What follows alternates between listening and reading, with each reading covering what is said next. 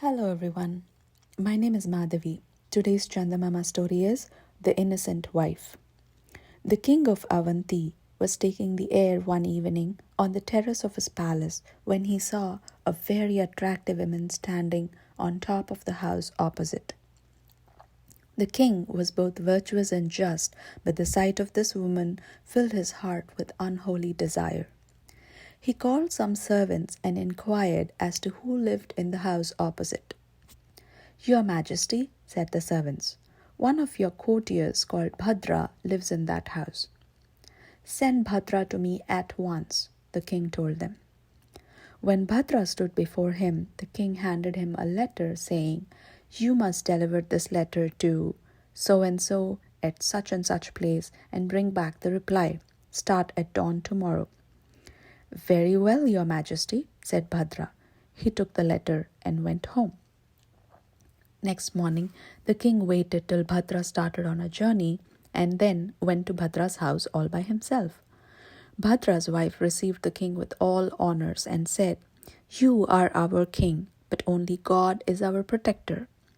"Why do you say that?" the king asked her in surprise. "Because I know why you have come," she replied. "But I cannot understand one thing. Your table is richly served, and yet your eyes turn to the leavings on other tables? How is it?"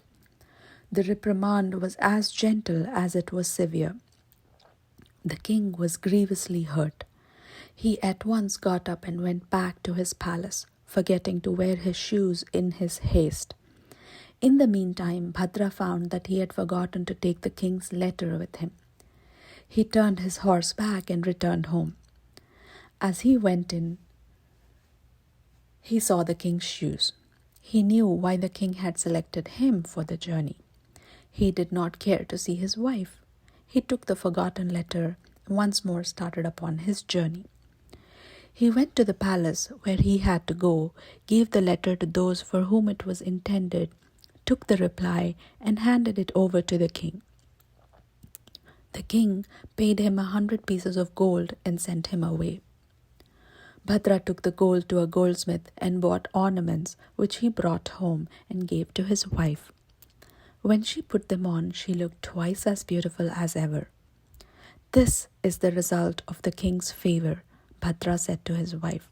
"Wear them and go to your people." "Why should I go to my people?" Bhadra's wife asked. "Why not?" Bhadra said. "Let everyone know how kindly the king is disposed towards us." "Well then, I shall go," said the wife. She then went away to her father's place. She remained there a whole month, but Bhadra did not go there to bring her back.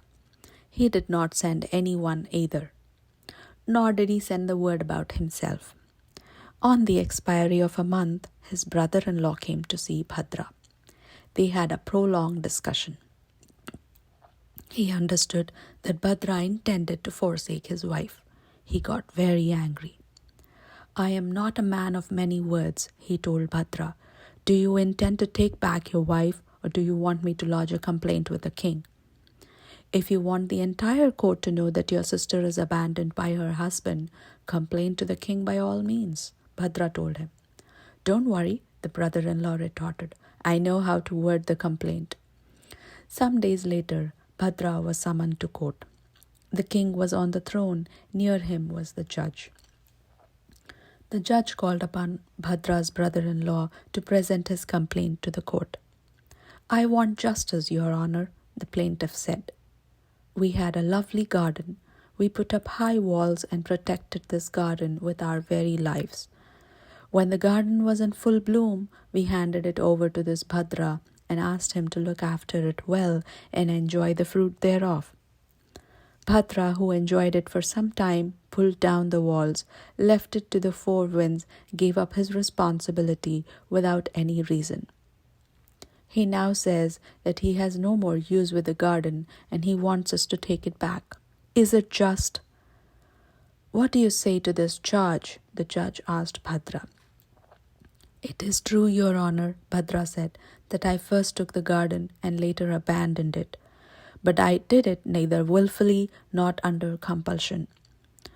What happened was, When I went into it one day, I saw the lion's footprints there. I came to the conclusion that the garden was no longer safe for me. What with my respect for the lion and consideration for my own safety, I had to abandon the garden. I would like to know wherein lies my guilt. The king, who had been listening to the proceedings all the time, now spoke up, turning to Bhadra. Bhadra, he said, it seems to me that you made a mistake. I happen to know about this garden. It is possible that the lion strayed into the garden by mistake, but believe me, he had found nothing of use in it, and must have realized that it was no place for him. He went away immediately without touching a single flower or tiny leaf. It was quite wrong of you to have abandoned the garden you loved so much for fear of the lion. I suggest that you make your peace with your brother-in-law and take back the garden. Bhadra and none else in the court understood what the king said. Bhadra was very happy to hear the king say what he said. He brought back his wife and lived happily with her.